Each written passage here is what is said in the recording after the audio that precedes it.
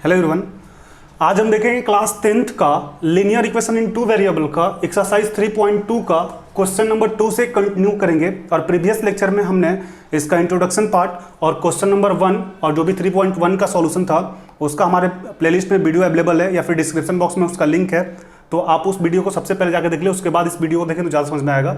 तो question number 2 बोला जा रहा है, on comparing the ratio a1/a2 b1/b2 and c1/c2 find out weather the line representing the flowing pair of line equation intersects at a point, are parallel, are coincident।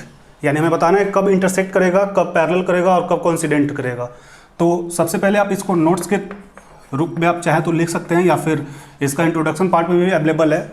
तो जब a1/a2 not equal to b1/b2 होता है तो उस समय हमारा intersect होता है, इंटरसेक्ट होता है। और जब a1/a2 equal to b1/b2 not equal to c1/c2 होता है तो उस समय हमारा जो लाइन होता है ये पैरेलल होता है। और जब a1/a2 equal to b1/b2 equal to c1/c2 होता है तो उस समय हमारा जो होता है कोइंसिडेंट होता है। तो इस पार्ट को आप नोट करके रखेंगे तो ज़्यादा समझ में आएगा। तो क्वेश्चन नंबर फर्स्ट बोला जा रहा है 5x - 4y + 8 equal to 0 and 7x + 6y equal to -8। यानी a1 इक्वल टू हमारा हो जाएगा 5, a2 इक्वल टू हमारा हो जाएगा 7, b1 इक्वल टू हमारा हो जाएगा -4, b2 इक्वल टू हमारा हो जाएगा 6, c1 इक्वल टू हो जाएगा 8, c2 इक्वल टू हमारा हो जाएगा -9। आप चाहें तो इस टर्म को आप लेफ्ट साइड में भी करके रखेंगे तो यह हो जाएगा प्लस में है, इधर आया तो माइनस में 8 हो जाएगा, और ये माइनस में इधर आया तो प्लस में हो जाएगा 9। यानी 8/9 हम ऐसे कहें -8/9 या फिर 8/-9, दोनों बात सेम होता है, तो इससे कोई इफेक्ट नहीं पड़ने वाला। यानी हम चेक करेंगे क्या है। तो a1/a2 इक्वल टू b1/b2, सबसे पहले तो ये चीज हम चेक करते हैं। तो a1/a2 इक्वल टू b1/b2 यानी 5/7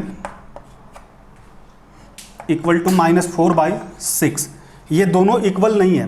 5/7 अलग है, -4/6 अलग है। इसको हम डिवाइड भी करेंगे तो हमारा जो 2, 3, यानी 5/7 इक्वल टू -2/3 नॉट इक्वल है, ये इक्वल नहीं है।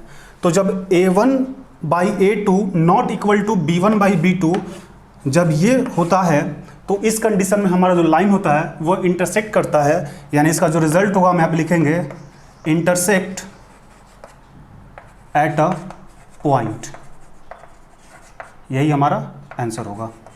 तो आप इस क्वेश्चन को एक बार नोट कर लें।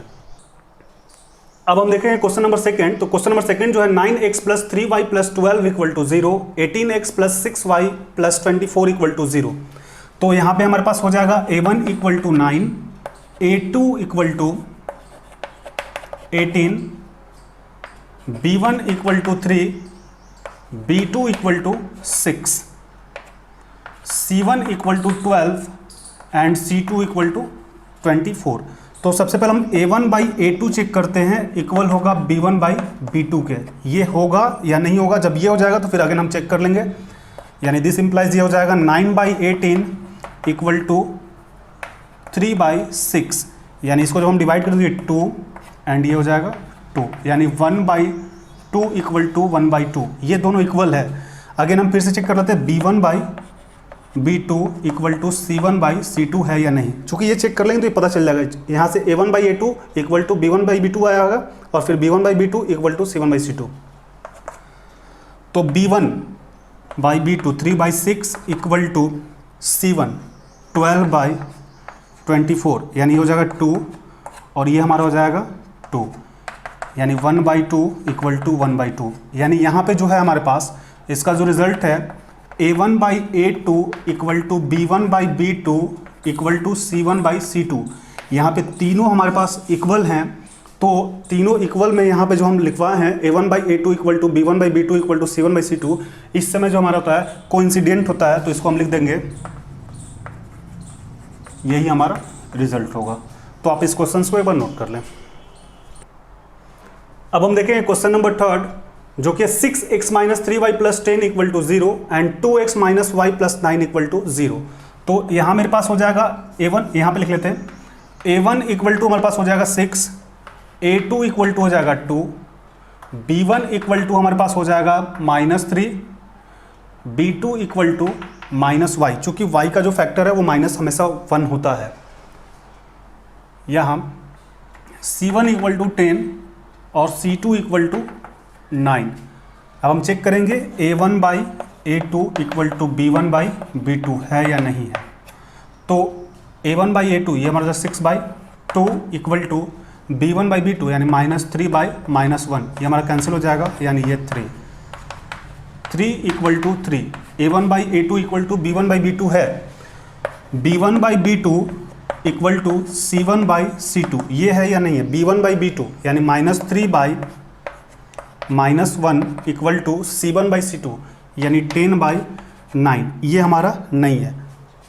यानी a1/a2 इक्वल टू b1/b2 ये है, बट c1/c2 ये नहीं है।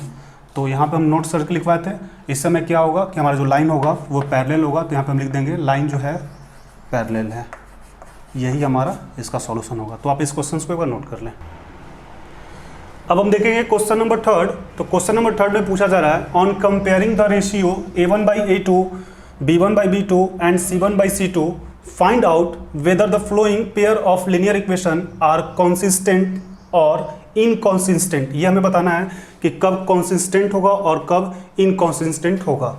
तो सबसे पहले हमें जानना पड़ेगा, इसको आप चाहें तो नोट करके लिख सकते हैं,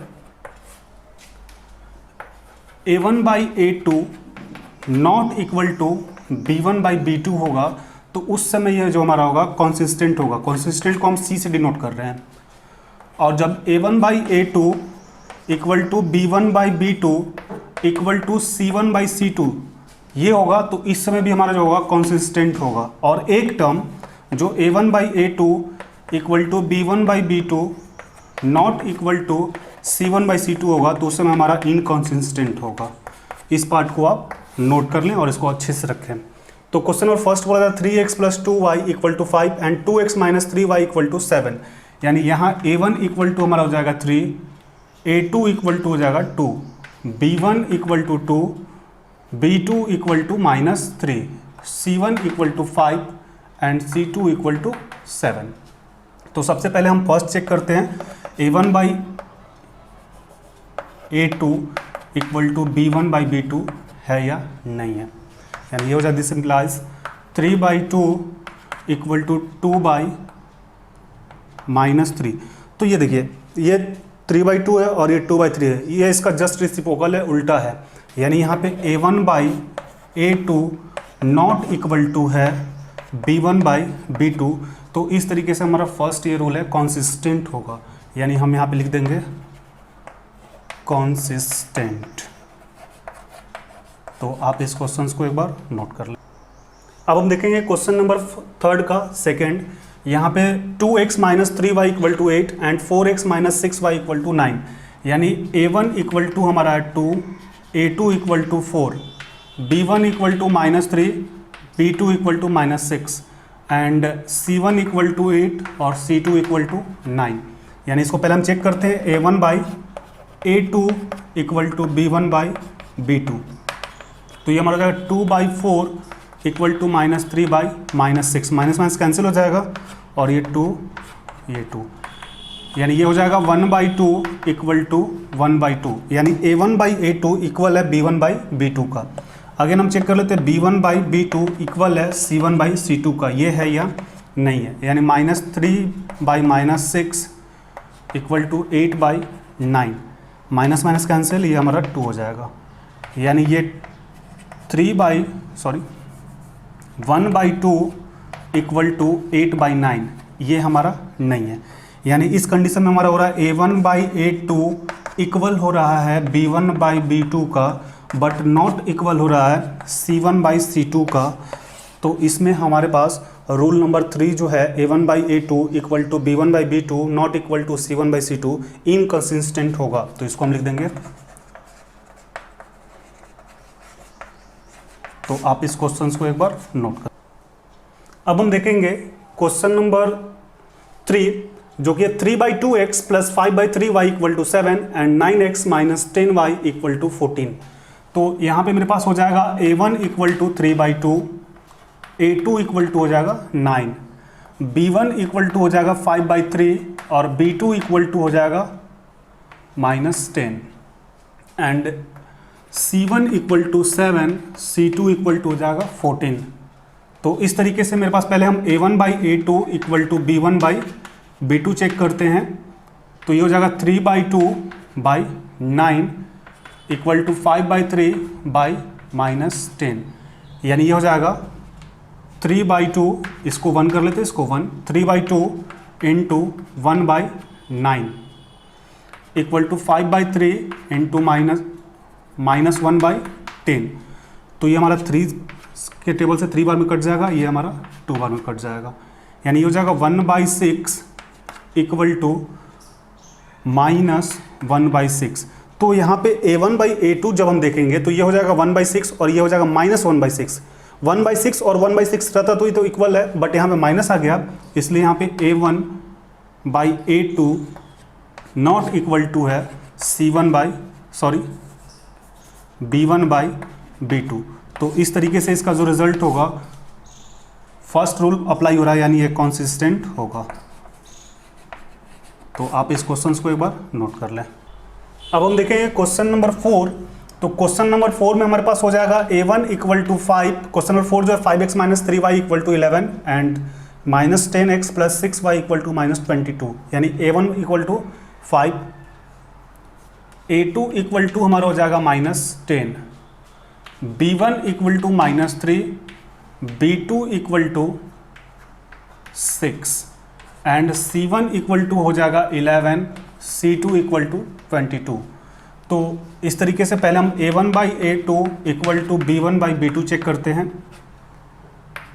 यानी 5/10 इक्वल टू -3/6। तो ये जो है हमारा, ये भी माइनस है तो ये माइनस हो जाएगा 2 एंड 2, यानी -1/2 इक्वल टू -1/2, ये तो इक्वल है। Again B1/B2 equal to C1/C2 हम चेक करते हैं, यानी -3/6 इक्वल टू 11/22, यानी ये 2 बार में कैंसिल हो जाएगा और ये भी हमारा माइनस में है, यहाँ पे माइनस छूटा हुआ है, ये भी हमारा 2 हो जाएगा, यानी -1/2 इक्वल टू -1/2, यानी ये जो है हमारा A1 equal to A1/A2 equal to B1/B2 equal to C1/C2, तीनों जो हमारा रिजल्ट है वो इक्वल है। और जब तीनों इक्वल है तो ये हमारा सेकंड नंबर रूल जो है 1/A2 equal to B1/B2 equal to C1/C2, यानी कंसिस्टेंट होगा। तो आप इस क्वेश्चन को एक बार नोट कर लें। अब हम देखेंगे क्वेश्चन नंबर 5। तो यहाँ पे A1 इक्वल टू हो जाएगा 4/3, A2 equal to 2, B1 equal to 2, B2 equal to 3, C1 equal to 8 and C2 equal to 12। यानी सबसे पहले हम A1/A2 equal to B1/B2 check करते हैं। तो 4/3/2/1 हम कर सकते हैं इक्वल टू 2/3, यानी हो जाएगा 4/3 equal to 4/3 into 1/2 equal to 2/3। ये जो होता है ये डिवाइड में होता है, और जब इसको मल्टीप्लाई में करते हैं तो ये चेंज हो जाता है, यानी ऊपर नीचे हो जाता है। तो यह हो जाएगा हमारा 2, यानी 2/3 इक्वल टू 2/3, ये तो इक्वल है। अगेन हम चेक कर लेते हैं B1/B2 इक्वल टू C1/C2। तो B1 2/3 इक्वल टू C1/C2, यानी 8/12। तो ये हमारा हो जाएगा 2 के टेबल से 4 बार में और ये 3 के टेबल से 4 बार में, यानी 2/3 इक्वल टू 2/3, ये भी हमारा इक्वल है। यानी हम इसको लिख सकते हैं A1/A2 equal to B1/B2 equal to C1/C2। इस तरीके से हमारा तीनों जो टर्म है वो इक्वल है, तो A1/A2 इक्वल टू B1/B2 और C1/C2 यानी रूल नंबर सेकेंड ये हमारा कॉन्सिस्टेंट होगा। तो आप इस क्वेश्चन को एक बार नोट कर लें।